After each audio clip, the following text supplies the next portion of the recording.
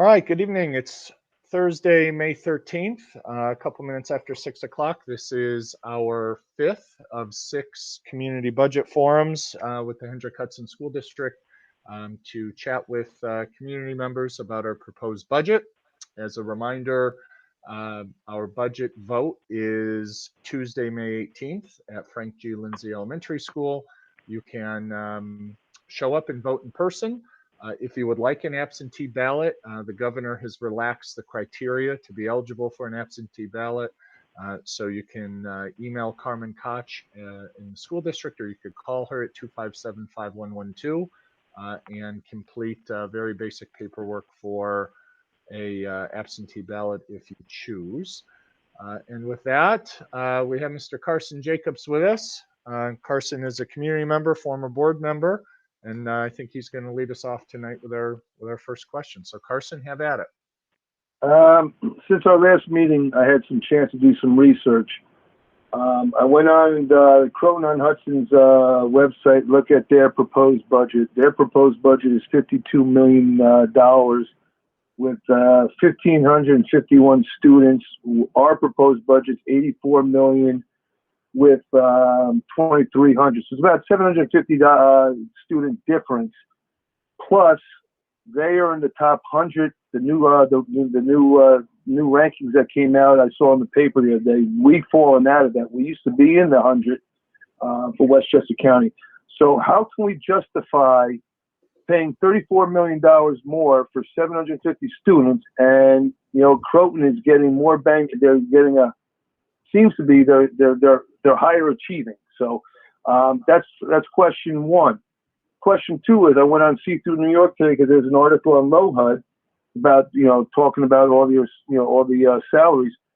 I mean, to me, I know this is contractual, but we have 3 gym teachers making an average of $150,000 a year. You have people that are teaching STEM that are $120,000 a year, and it makes no equity right there. Why are we, this is, listen, you can take it. I know you can take the steps and lanes. You can go get a class in basket weaving if you're a gym teacher. Okay, now you get extra here and there. But it makes no sense to me that we have educators that are trying to teach our kids, because we're preaching mathematics, science, technology, and we're giving more money to people that are just throwing out basketballs and things along those lines. So I understand it's contractual, but this is something, if you guys can't do it, I think we as a state need to start talking to our legislators about revamping the way the education system is. Because right now, I looked at how many people in our district are making well over $100,000 a year. It's ludicrous. And they work 165 days a year. We all go to work, and we work a hell of a lot more than that. And our pensions are not guaranteed. Their pensions are guaranteed. They make a hell of a lot of money. It's crazy to think in these economic times, with what's going on right now with inflation and everything else, you're putting the burden back on us after we lost that revenue stream from Indian Point, and you want to go up 2.1 million. So that's my take on tonight. Yep. So let me answer a couple of them. I'll answer your recent question. So the question about staff salaries and whether or not we can pay teachers, that was your example, differently based on their function. The short answer is no, and the long answer is because they're all a member of the same teachers union. Teachers unions, by and large, I think he might be talking about administrators, though. He specifically mentioned teachers. He mentioned I'm talking about teachers, because I went on there today. Okay. Also the administrators too, but we also have let me answer your question. But we also have secretaries making $110,000, $115,000. Listen, if I would have known that, I would have taken the civil service test again. I would have worked an 8 to 4 job, and I could have came in and did all your stuff. You know what I'm saying? It makes no sense to me. We're in an education business, and we're paying all these people this money, except the teachers that we're asking them to teach the stuff that we need to be for 21st century.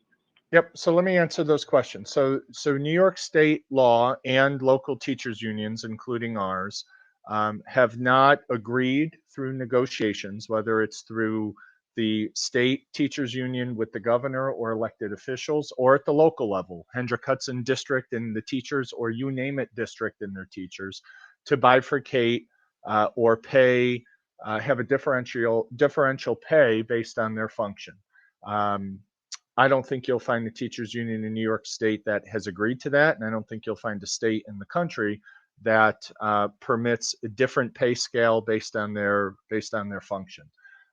We have in New York, it's basically a one size fits all with the teachers union, whether you're a reading teacher in kindergarten, or as you mentioned, a STEM teacher in the high school, or school counselor, social worker, you fill in the blank. They are compensated based on a calculation which is largely driven by their years of service and their seniority. For example, if we were to lay off teachers, the law, and it's not my rule or the school board's rule, the law is that you lay off your least senior teachers, not your worst teachers, not your oldest teachers, but the least senior. So those rules are sort of baked into the system. And I think what I hear you saying, Carson, is, who do we go to fix the system? Certainly elected officials, the Superintendent's Association, the School Business Association, the School Boards Association has lobbied long and hard to amend the last in, first out rule. Last in, first out is basically least senior people are the first to be shown the door when there's a reduction in staff. We're anticipating a reduction in staff of anywhere between 14 to potentially 20 staff members by implementing the Princeton plan. If we don't have retirements, or if we don't have people resigning or leaving the district on their own, the least senior staff members will be the first to be let go. Oftentimes, the least senior staff members are the ones who have the lowest salaries. In terms of the number of teachers, or by average, Enrique can weigh in on the average teacher salary. That's a function of the age of our teachers. We had a pretty significant number of teachers retire, not last year, but going back to spring of 2019. I think for about a 5-year period, we had anywhere between at least 12 to 20 teachers retiring a year. Last year, because of the pandemic, we had 9 or 10, and about half of them retired after the governor closed schools for the rest of the year last year. So they basically just threw it in and said, okay, I don't know what next year's going to look like, I'm out. This year, going into September of 21, I believe it's still 3. We only have 3 teachers who are retiring. So it's always a function of 2 things when you choose to retire, and whether you're a teacher or a secretary when you're in the public pension system. It's a calculation of how many years of service you have and how old you are. Those calculations are done by the New York State Teacher Retirement Service or the Employee Retirement Service. So the goal is to try to work at least 25, if not 30 years, and to be at least 55 years old. If you try to retire and collect a pension and you don't have that many years of service in, or you are not 55 years of age, you are penalized in your pension. You basically don't receive your full pension. So those are 2 very important calculations for public employees. I'm not just talking about school district employees, but if you work for the town or village or the city of Peekskill or the Westchester County Public Works Department, those are calculations for any municipality. So we may very well, Carson, just have a staff with average year of service or average age that is very veteran, and perhaps more veteran than other school districts. Your first question about comparing budget to outcomes. I think this community, and I'm the one to do it, and we're going to be doing it over the next number of months and year. We need to educate the community as to who we are. This district has experienced very significant demographic shifts in the last 10 years. We've lost 14% of our enrollment. We are more than, in the last 10 years, we've become at least 50% more of our students qualify for free and reduced lunch. Furnace Woods Elementary School has lost 38% of their enrollment in 10 years. Frank G has lost 11%. Our community is more diverse today in terms of ethnicity than it was 10 years ago. With that comes different opportunities and challenges. Our demographics in our community don't look anything like our neighboring districts.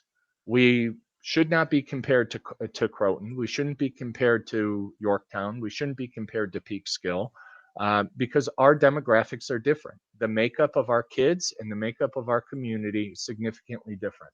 Communities or school districts we should be compared to are Carmel, Suffern, Bedford, and a few others that I think we're going to end up producing because it's public information. So I know it's convenient to compare, the performance of our kids or our district, or to look at our budget against our neighboring districts, but it's really not.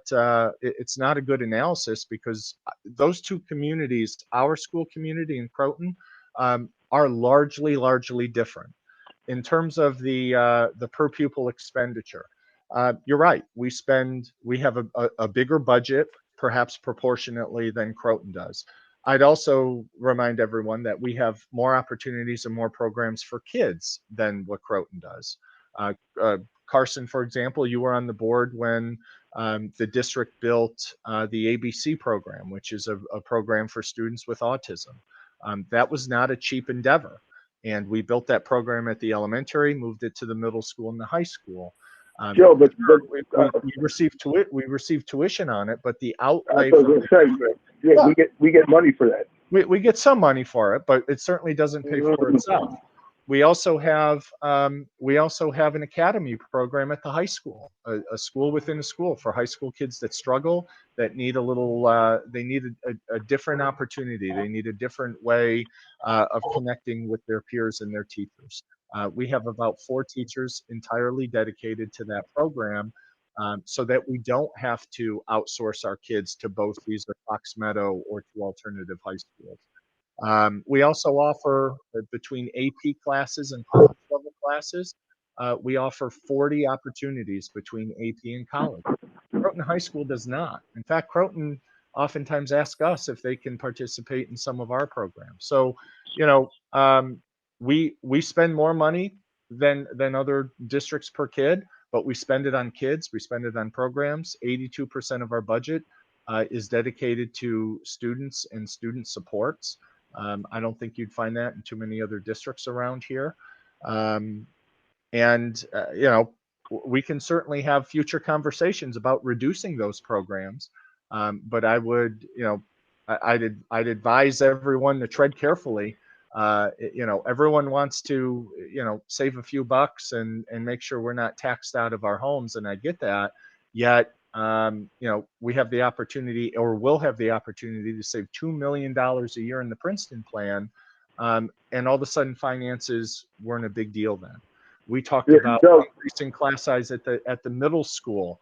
And we had a lot of families that were upset about that. So I hear you, and the math is correct. I'm not disputing your math. I'd also say that our community is much different today. We have different resources that our kids need than they needed 10 years ago, and different resources than what neighboring districts and their kids need, and different opportunities in our school district. Joe, I would disagree with that, since I was on the board. And when I left the board 6 years ago or 7 years ago, our budget was about $72 million. Now we're up to $84 million. I just don't see the drastic change since we've been there. And now with the revenue stream being cut, you guys have to think. You guys don't have an open check to just write what you want to do. You guys really need to think about the taxpayers. And when you talk about the money's going to the kids, the money's going to the teachers who teach the kids. So it's not going to the kids. Indirectly, it's going to the kids. But as Enrique said the other night, 1.6 million of this 2.1 increase is for teachers' salaries and their benefits. That's absolutely insanity. I don't disagree. And we got into a conversation about unions and contracts and those sort of things and holding the line. There are some obviously regulatory and legislative things you mentioned about, is there a way to bifurcate some of these systems? The governor tried to take on the teachers union. That didn't go well for him. So I hear you, but a lot of those issues you raise are legislative. I can't talk about negotiations in public. I can tell you that this June 30th, the teacher's contract will be 2 years expired. That does not mean teachers are not paid or receive benefits and the like.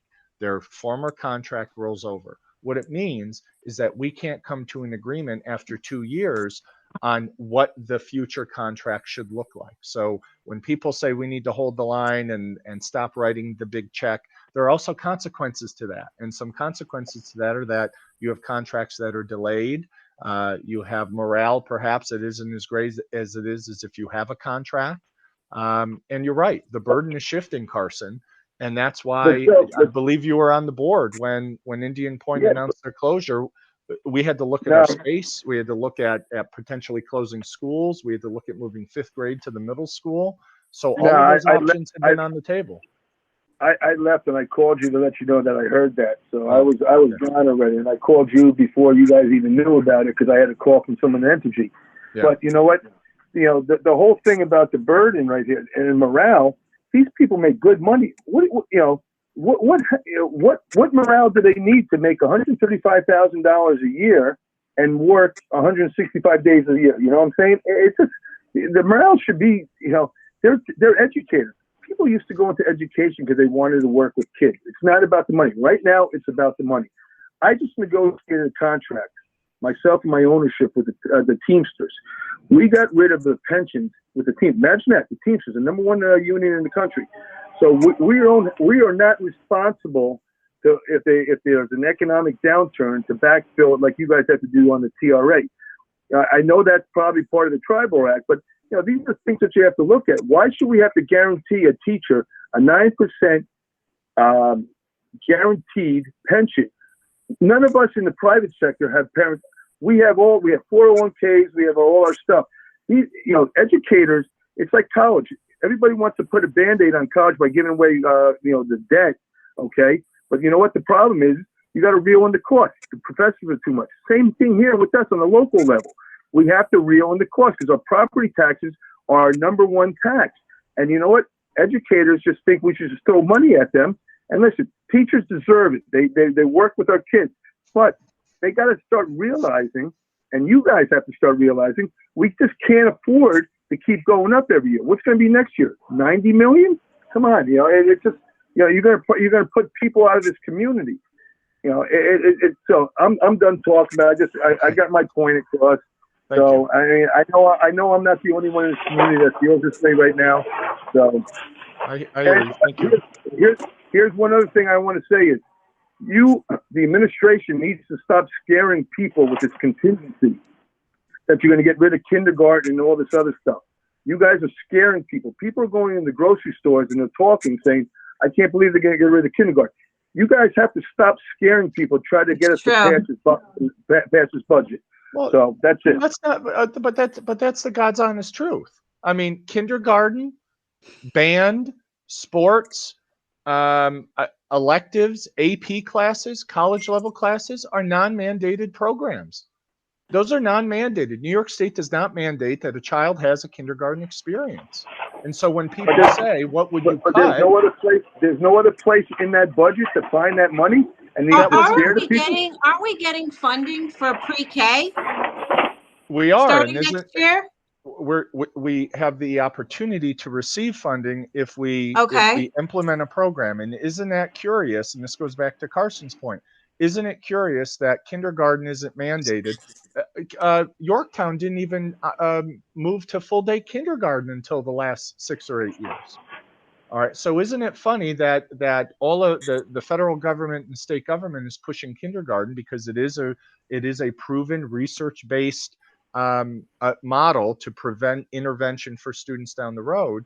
So Yorktown, it has to be at least 10 years. My friend's son is 10 and she's got kindergarten. He had full day kindergarten. Yeah, but if he's 10, he started kindergarten at 5. Okay, true. Yeah. You got me there. In my tenure here, Yeah. Yorktown recently went to full day kindergarten. So that's not a scare tactic. It's people saying, what do you do? And in a contingent budget, there are very specific expense restrictions. And Enrique went over those before, and he's talked about them at board meetings, and we don't need to belabor it here.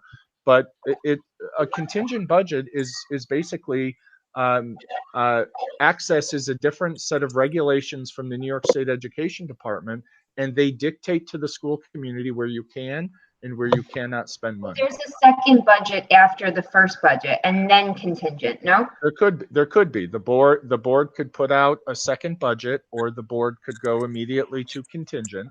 Oh, you guys decide that. Yes, the last time the Board of Education does. The last time there was a failed budget, the Board of Education at that point decided to not make any changes to it and just were hopeful that more yes votes would come out, and that didn't happen. And that was that had some huge damage to the district. And in fact, it took about 8 years for every position that was reduced, or every person that was laid off. It took about 8 years to restore those positions. Look, when we started this project 4 years ago, Indian Point was announcing their closure. Some people were happy about it. Some people were freaked out. We shared the math with this community. 30% of our budget was going out the door, and there was no help in sight from the state. All right. 25 million a year gone, 30% of our budget. And Carson's exactly right. The master plan of the governor accelerating the close of the power plant is that shift, or that 30% has to be shifted to the taxpayer. It has to be, in the absence of other businesses. So what did we advocate for? We advocated for a swift, thorough, and safe transfer of licensing from Indian Point to Holtec, because once Holtec takes over, they are an operating business. They are subject to pay a tax. Their tax, or the pilot agreement, very likely will be more than what they've agreed to pay. That property, 240 acres on the river, is the only stretch of property from Albany to New York City that does not have a train track running through it. That property is very valuable.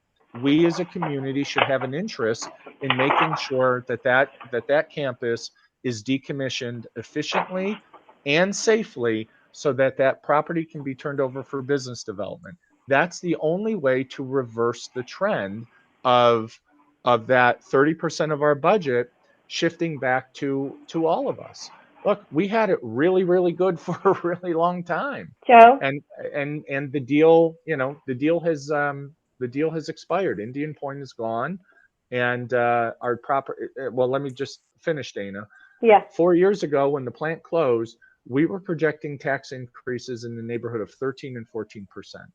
That's how much taxes would have to go up to recover every dollar Indian Point vacated.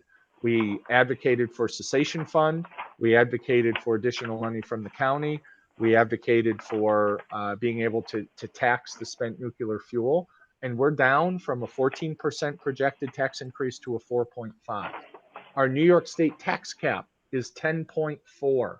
If the board wanted to, the board could say, tough luck, everyone. Indian Point's closing. The governor and the New York State tax cap is 10.4%. We could raise taxes 10.4% with a simple majority. That's not what they chose to do. We chose to arrange our budget a little bit differently. We used more reserves than we would have liked to knock that 10.4 down more than half. But this is a problem we have been talking about for more than 4 years. This should not be news to anybody. And we need everybody's help to make it work. And it's going to take everyone, as Carson said. We need to advocate. We need lawmakers to pass legislation that help us. And we need, perhaps our unions, as Carson said, to understand the enormity of the situation. We have been, and it was since Carson's been on the board and earlier, we have been trying to keep our expenses at and around 2%, which basically is cost of living. We have not approved a contract in the last 8+ years, and probably 10 years. We have not approved a union contract that exceeds 2% new money. And our belief and the Board of Education's belief is that our staff should be receiving at least a cost of living adjustment increase. So I've gone on too long. I'm repeating a little bit from Tuesday. Dana, you had your hand up. Let's go to you. Okay, I have two questions. One is around a definition. I just wanted to understand what it meant. Total permissible exclusions. I saw it on the Lakeland budget and I see it on ours. What does that mean? That's on the tax cap, and the total permissional represents, for example, all the money that we need to pay for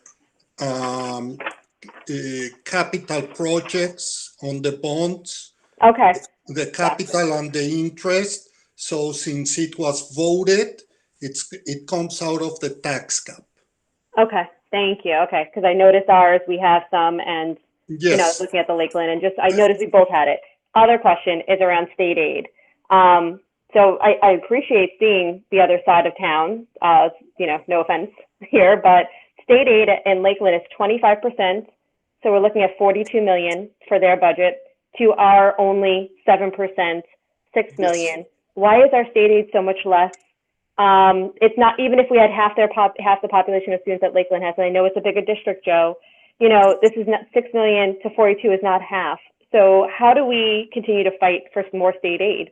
How does it flow that way, but not flowing to our side of the house? Let me explain to you how I'll say 80 to 90% of the state aid is calculated. It's calculated by the wealth ratio of each of the districts. And the wealth ratio is based on the total assessment value. So what happens here is that Indian Point, they calculate, given how much they give us, how much that money would have been in assessed value. So Dana pays, I don't know, $10,000 in school taxes. The house is worth W. Okay.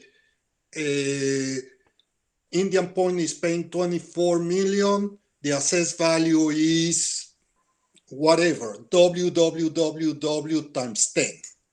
So they look at our total assessed value and they say, Henry Hudson is a very wealthy district. We don't have to pay we don't give them that much of a state aid.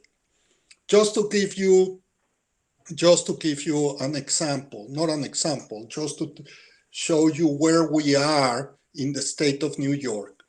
If you are at 1, you are at the average wealth of all the 724 school districts in the state. Anything above that, you are above. Anything below, you are below. We are at 1.56. That means for the state, we're 56% wealthier than the average school district in the state. Here is the problem. The problem in all this is that now that Indian Point money is going away, we should be less wealthy, and we are going to be. But there's a 2 to 3 year lag between the year that they can make these calculations and the year where the state aid changes. Okay. So we are trying to managing all our money based on that. So let me give you another example. Our $18.5 million project that we just finished. Today, we get 10% state aid. Lakeland, Croton gets 40%. Croton. That Carson just said are wealthier, better, everything than we are in that sense, in the wealth ratio. They get 40% more than us. So what I'm doing is, for the next 2 to 3 years, I'm just paying interest on that capital project. So the first 3 years, instead of getting 10% of $3-4 million, I will only get 10% of $200,000-300,000. And when our ratio switches to 30, 40, or 50%, that's when I'll start paying capital and I'll get the 40 or 50% of the $2, $3, or $4 million. So, we do all that thinking. Joe and I sit together on a weekly basis, and we start and we think, how can we save money? How can we do given this situation? That's what we do. I don't know what else to tell you, but that's the reason why our state aid is so low. Understood. That helps clarify. So also, we're being very conservative going forward in our state aid. Right. There's a group responsible for to help all the school districts on finance, on everything state aid, that it's called Questar. As soon as Indian Point announced that they were closing, I called them and I said, can you please give me an indication of how much more state aid we would get, because now instead of getting $24 million, I might get in 4 years $4 million. And their estimate was $10 million. So to go up to 10 million? That is an additional 10 million. Yeah. An additional, so we'd be at maybe 16 million if you're looking at the current number. We're going to be at 16. Yeah, probably. Okay. Yeah, I'll say I'm projecting 12, 13 because I prefer to know that I'll have more than less. Yeah, I'm a conservative person too. That's the idea. If you look at Peekskill gets $25 million in state aid. Yeah. So, and that's because of the wealth ratio. That's basically what it turns out to be. And so let me use this. Very good questions. Thank you for asking the questions. No, thank you for explaining it. It's good to, we just need that. I think everyone needs to understand it. If they're looking and want to make comparisons, we need to understand. I think our biggest thing, and Carson, it sounds like you would be help here, is we need more commercial development here so that our property taxes, that part, the tax levy is not just us, but it's, the decommissioning agents, and it's other businesses that we need to bring in here, because I know that at least 2 other businesses in Lakeland were developed, the solar farm, the solar farm on Croton Avenue, and they just continue to see more commercial development than we have. And I think we all need to start advocating more to see that the burden off of the taxpayer, us people, homeowners, instead of fronting it, we need that advocacy across the district to get more commercial in here. And I know you've tried, Joe, because I've seen the individual come to the BOE meetings, but we got to hold their feet to the fire, and whoever the new administration will be in that sense. Yeah.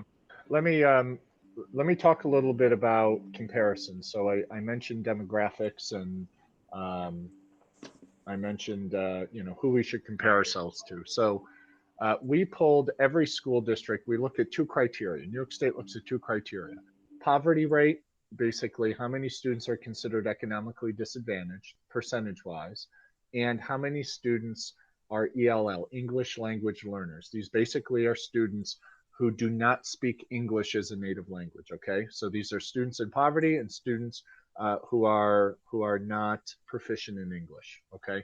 Hendrick Hudson School District, from the latest state poll of data, this is going back to last school year, Hendrick Hudson School District, 30.5% students receive free and reduced lunch, 3% are ELL learners, all right?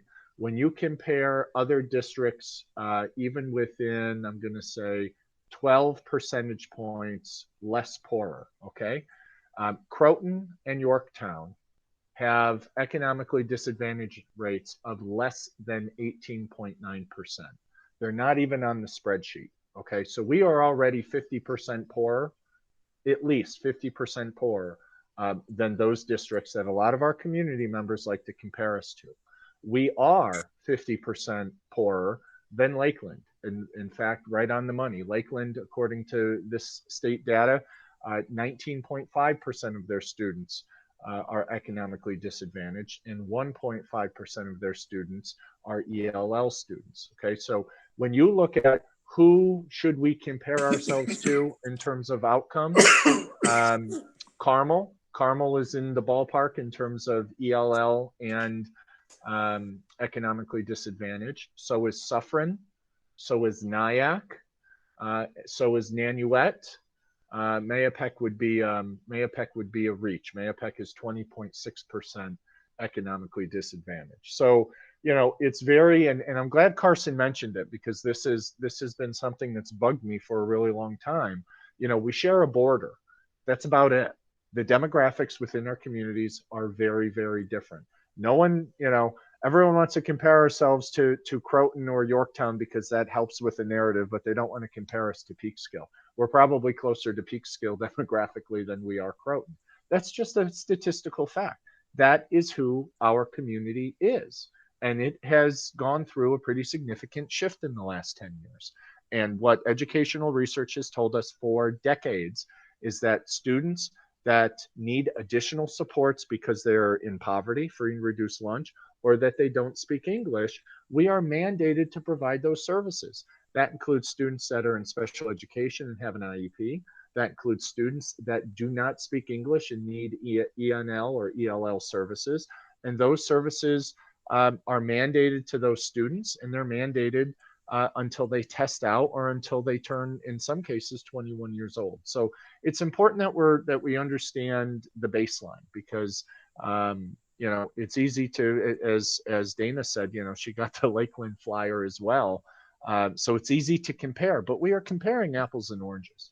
That is why New York State stopped comparing schools in terms of student performance, because the demographics were shifting too much. We used to receive a report every year, how well our kids did and how well our kids did against similar schools. They've stopped doing that because a lot of communities are going through various demographic shifts. So I'm glad that was mentioned, because it's a very important piece of data and information that everyone needs to have. So can we lobby for more state? I know, Enrique, you're trying, but I mean, the fact that I don't know what Croton's is, but at least looking at Lakeland, the fact that they have that much state aid, but in comparison, we are 50% poorer, just seems, upside down. I think all of us could agree. The other thing is that their budget is 50% higher than ours. They are around $120 million, give and take. So no, 168 mil. Then double. Double. So their budget has gone up a lot more than ours, because it used to be about 50%. So obviously, even if we're richer, if they have a lot more students, they are going to get more. So I told you that about 80 to 90% of the state aid is based in wealth ratio. The other portion is based on number of students. For example, textbooks, software, they give us X amount of money for each student for textbooks, and a certain amount of money per student for software. Compared to the big numbers, is small, but that represents, I'll say, about 10-15%. And then the other part that is very important is facilities and state aid for construction projects. Just to give you an example, since I've been here, we've done construction projects totaling, I'll say, about $28 million. And like I told you, we get 10%. Lakeland has done construction of at least $75 million, and they get 40%. So a lot of that state aid comes from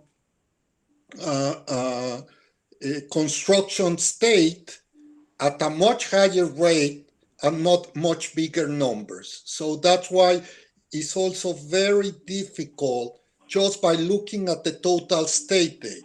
For example, I get exactly for every school district in the state of New York, that's why I'm telling you all this, and I know it as a fact, how much every district gets for every portion of state aid. And I know that Lakeland gets a big portion out of the construction state aid because of all the constructions that they do.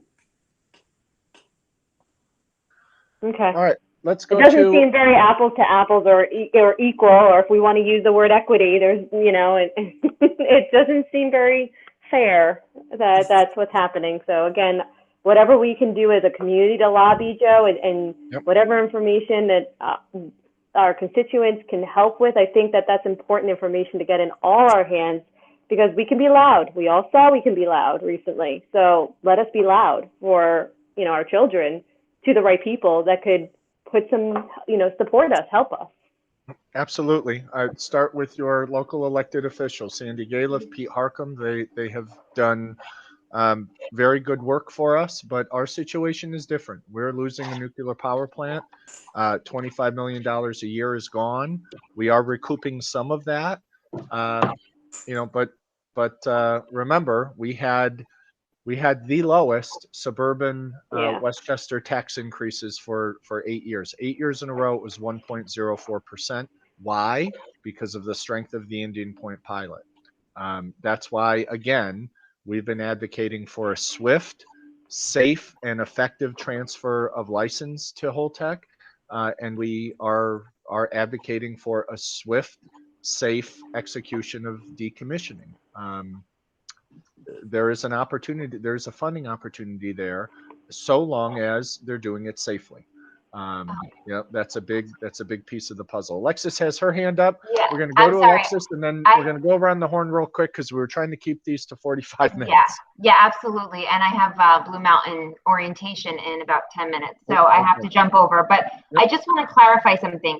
What is the disadvantage percentage of our district? From the state education report from the 1920 school year, pre-K to 12, which is really K-12, economically disadvantaged students. So these are students that basically qualify for free and reduced lunch, is 30.5%. Yeah, I'm pretty sure Peekskill is way up there. I don't think that. Oh yeah. Yes, they are. Peekskill must be in the 60 to 70%. Yeah, I think they're closer to 80. But maybe you're right, but definitely. The ELL percentage for Peekskill is around 24. We're 3. So I'm just trying to understand what we were just talking about, because I'm very confused now how we are Peekskill. No. We're not Peekskill. What I'm saying is that we really shouldn't be compared to any district that's contiguous to us. And a lot of people like to compare our high school ranking against Croton or Lakeland or Yorktown, and they really shouldn't be. Just like we shouldn't be compared to Peekskill, because our demographics are very different than Peekskill. So it's easy to compare us to the neighboring districts. I have heard this my entire career. Well, why does Croton do that and we don't? Or why is their budget less and ours more, and ours are more, or whatever the issue is? It comes down to the demographics of who your community is and who your kids are. And the closest school communities to ours are the ones I mentioned. They are not any of the districts that border us.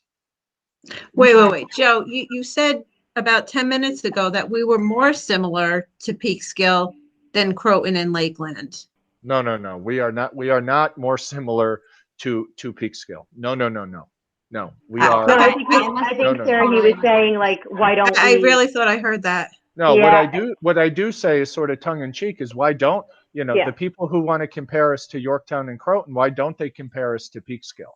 And I know why, because the enormity and the difference in demographics in our communities is very wide. I'm suggesting that it's not statistically as wide, but our community and school demographics are very, very different than the others, including Peekskill. Yeah, I think the only reason people go into a comparison place is because of finances, and also, their property value, right? I mean, I don't care what the person in Lakeland is doing, as long as my child's getting the best education that I feel. But I think when you're talking about the comparisons, it comes into play when you're talking about taxes, like Carson is, and when people are going to sell their homes and move, and so on and so forth. I don't think we should compare ourselves to anybody, quite frankly. But I before we end this, or before I hop off, I want to make sure that I'm understanding before next week. The the budget, so Carson mentioned that people are fearful, they're worried, they're concerned. If we vote the budget and we say no, does this mean that they're going to go and do something drastic like remove kindergarten? And you agreed that yes, that could be something that gets removed, but yet all of these parents are now hearing discussions of universal pre-K. So I'm just very confused as to what direction we're going in. I really, in my heart, would like to believe that Hendrick Hudson would never remove kindergarten ever. It actually makes me very upset to even discuss that. But it's controversial. We're talking about adding in universal pre-K and then yet taking away kindergarten if the budget doesn't pass. Let me try to explain to you. School districts are not like corporations where money is money and it doesn't matter where they come. Here we have pockets. There's pockets that we can only use in one way, but not in another way. For example, there's a pocket of $180,000, a one-time pocket. Oh, no, Enrique, I fully understand that. I get it. That doesn't go to kindergarten. It goes to universal pre-K. That's what I'm saying. I understand that. I've been following along. I totally get it. How can you, as administrators, justify the thought of removing kindergarten? No one's Please. talking about that, Alexis. The question was if we had to go to a contingent budget, right? Yes, If we had to cut $2.1 million of expenses, what method, how would you approach that? What I have said for every budget I've been here for 8 years is one strategy is to start with what's not mandated. What are the programs that are, well, that's horrible. I think it's more of an indictment on New York State that they don't fund kindergarten. You would leave hundreds of electives, AP courses. You would leave all these things before kindergarten. No, you're asking me the process. The process is you can look at your budget and you can identify very clearly what programs we pay for that are mandated and not mandated. All right. Bizarrely, kindergarten is not a mandated program, and that should freak people out. No one is recommending cutting. We should know but that you're the district. No one's recommending cutting kindergarten. The question was, if we had to cut $2.1 million because of a contingent budget, where would you go? Where we would start as a community is, hey, Hendrick Hudson, here are all the things that you have paid for that are not mandated. Sports, band, orchestra. Okay, kindergarten's not mandated. We can't leave that off the list. And I'm also not advocating to cut kindergarten. It's a conversation with the community to say, your voices were heard. You voted down a budget. You don't want to have a 4.5% tax increase. And now some of the local decision making is out of our hands. If we go to a contingent budget, New York State dictates where we can and where we can't spend money. For example, we can't buy new equipment or supplies. We can't buy new technology. We can't upgrade. That's contingent, not secondary. That's contingent. But that was your question. Your question was a contingent budget.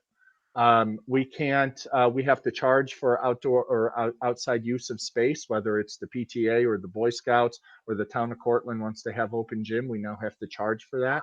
There are restrictions that are placed upon us in the contingent budget. Yeah, but I don't think I was specifically talking about contingent. I was just talking about if the budget on Tuesday gets voted down. And I'm saying this really because there's a lot of people that are very all over the place, as we know, right?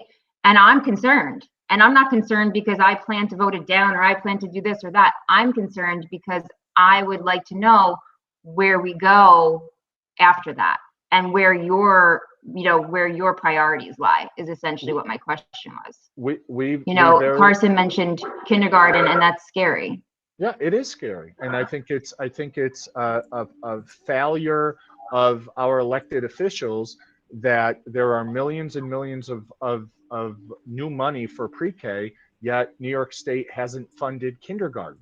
I think that's a policy failure. Yes. In terms of if the budget goes down, We will need to look at expenses, where we spend our money, and we'll need to look at revenues. One pathway might be to use more reserves. The reserves of the school district is basically the savings account. And you certainly don't want to deplete your savings account, because you use that as a credible revenue source over the next number of years. And you've probably done your homework. You've watched any one of our presentations where Enrique talked about the strategy to spend down the fund balance in a strategic way over the next 5 or 8 years to soften tax increases. We could borrow from ourselves to drive down, a tax increase to basically lessen the demand of revenue from the community. We also will need to cut. On Tuesday, Enrique talked about, we can't really cut $2 million of supplies and equipment because we don't have much left. It's going to come down to people and programs. We shared with the community average class sizes at Blue Mountain Middle School next year if we do a status quo budget, keep everyone we have, or if we reduce a team and spread kids out more. You and I both know how that was responded to in the community. The Princeton plan saves $2 million. We know how that was responded to in the community. We could look at elective classes at the middle school and high school. We spend a significant amount of money on non-mandated elective classes that kids and families value. We would have to look at some of those things because there may not be any more sacred cows. But it would be a combination of reductions and perhaps more revenue in terms of the fund balance. Okay, sorry, I was going in and out. I caught most of that though. Okay. But to answer to your question, Alexis, we very likely will put another budget with a lot less than $2 million in reductions. What would that, we haven't even discussed what will be reduced. The board, actually I asked the board to start discussing it because I thought it was important, but the board feels very optimistic that things are going to go well. And they said, you know what, if let's do it after Tuesday. If it's needed, then we'll sit and discuss it. But at this point, so no one is talking about kindergarten the same way that no one is talking about AP classes, because we're not talking about anything yet, because we're very optimistic that the budget is going to pass.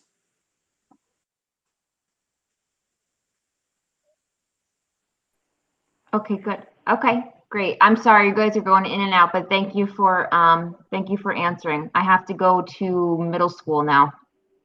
Thank you. Thank you. Joe, I just asked what the Moody's investor survey is right now, the rating. Are we in A1? Is that what I saw by Googling? Okay. Yes.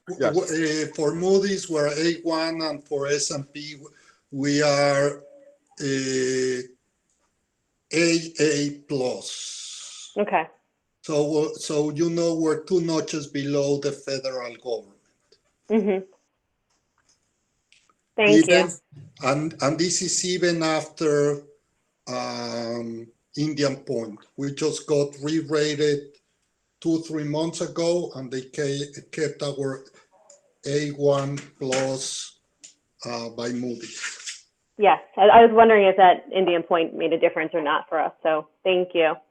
Thank you, Joe. Thank you, Enrique, so much for your help here and for answering my questions. Sorry, after hours was so much easier than during the workday. So thank you for being here. Sarah, absolutely. do you have? This is important. Yes, it is. Thank you. Thanks for spending some time with us. Sarah, you're the only one I think who didn't ask a question. Or are you all set? I just have a question that people have brought up to me since I've been talking to more people than ever lately. Why can't we, and this has to do with Princeton plan, I guess, not necessarily, well, it does have to do with the budget, I guess. I know we've talked about it, or the board and the district have talked about it, but why can't we do a 3-grade type of plan where you have 1st through 3rd in 2 schools and 4th and 5th in another school? Yeah, that was vetted. That's in the cost analysis. Okay, so Uh, there's that was costed out, and there would I believe there wasn't enough savings. I don't think there were any savings. I think it was 0. Okay, So again, you're reshuffling the deck chairs, and you didn't even save anything. so with the 2 million that we're saving, honestly, I don't even see a Princeton plan. I that's one issue I have. I can't even find any sort of plan. Like, I mean, I see remnants of it all over the place, not a full plan.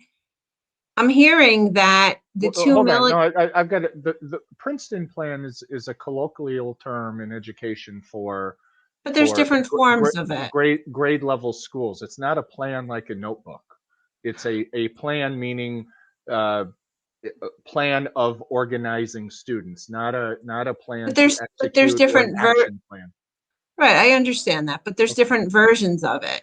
Yes, and many of those were vetted in the cost analysis. They were um, class sizes, enrollment, teachers were assigned to it, and a Right, cost but when analysis the yielded. board voted, they didn't vote on any specific plan per se. Yes, they did. They voted on grade level centers, 2 grade levels in each elementary school. Yes, they did. That was one of the options. Okay, so the $2 million that we're saving, there's a lot of talk that that's going to come back in transportation expenses. How valid is that? Not valid at 0 all. valid. The net transportation cost will be lower today in the Princeton plan than today. And you will ask why? Because state aid. Transportation aid depends on the number of students and the mileage between the student and his school. So if you look today, there's students that live across Furnace Woods or less than a mile from Furnace Woods that we transport to Furnace Woods, same for PV and same for Franchi Lindsay. The state does not provide us any aid on those students because they are less than a mile from the school district. Because now all those students for 4 out of 6 years, they are going to travel more than the mile, we get transportation aid. So our transportation consultant estimates that our extra cost of gas, tires, everything that goes with more mileages is going to be approximately $50,000 a year. And he also estimates that our transportation aid is going to be $125,000 more. So net, we're going to pay less in transportation with Princeton plan than today. So, okay, thank you. How are we affected if people leave, if students leave the district to go elsewhere, either to private school, homeschool? In that sense, since we transport them, we also get transportation aid. Because are you talking about like they move away because they want to go to a different school? No, no. They're living here, but they choose not to send to our schools. Okay. Yeah. Since we transport them, we also get the transportation aid. So let's say that Johnny that lives in front of Furnace Woods, the parents say, I don't like the Princeton plan. I'm going to send them to wherever. Johnny today does not get us any transportation aid, but by us transporting Johnny to private school, we get the transportation aid because it's more than 1 mile. Have we looked into the number of kids that are possibly going to leave the district because of the Princeton plan and going the private school route? Do we care about that? Are we looking at the, have we looked at that? I mean, I know There's it's, nothing to look at. I mean, if parents choose to go to another school, it's the same process as basically if they move. They'd send a records request. They indicate that they're not going to attend our school district. They have to provide proof that their children are being educated elsewhere, and then we release the records, and then we officially take them off our roster. but does it affect us financially at all? No, No. because it's the home. If you own property, you pay to support public education. The dollars do not go with the child or Well, the family. hold on. It affects us. No, actually not, because I'm in talking about textbooks, property in taxes. text, Yeah, in Enrique's going to talk textbook about and state aid. software, it Cool. also doesn't affect us, because if the private school asks us to buy textbooks, we buy them. So they are still in our state aid per student roster. Right, but I get, so, okay, so Dana's asking, do we lose aid because they're gone? No. Again, 90% of our aid is based on the wealth ratio, the portion of aid that is per student, since that school might ask us to buy the textbooks or not. The state aid doesn't care. They still pay us for the state aid. That we're talking about $60, $40 per kid in that neighborhood. Okay. Thank you, I will- gentlemen. all right, so just to add on to Sarah's question, I promise, and I'll leave. Does it help us when students who live in our district don't attend our schools? They may be individuals who can afford private school, and therefore they're on that more wealthier side of income. Does them not attending help? Because we're receiving their taxes are in our budget, but essentially that body is not there, and so the classroom will be one less child. Does that help? Sounds Not very really. selfish. Okay. Not really, because most of our costs are fixed. The only way that it will help us is, let's say that that student was going to be the 22nd student in a grade level, that all the classes are full with 22 students, and then we have to break the class, or in that case we wouldn't have to break the class because that student didn't come to us but went to private school. But that's one of the reasons that we're going to Princeton plan, because then you divide the student, instead of into 3 or 4 classes, you divide it into 12 classes. So the likelihood that all 12 classes are at the max, and that student that it's going away, it's not, will make the difference. But the likelihood, as you can imagine, is very, very small. Okay. And the process of getting into, if someone decides to leave the district for 2 years and come back to the district, it's still the same process. There's no problem. Okay. If after 2 days they don't like private school, they can come back 2 days after. Okay. All right, I'm out of questions, Sarah and Joe and Enrique. Although I have some others, as Joe knows, but that's for another time. Yes, thank you, gentlemen. Okay. Thank you, everyone. Have a good evening. Have a good night. Take care. Bye.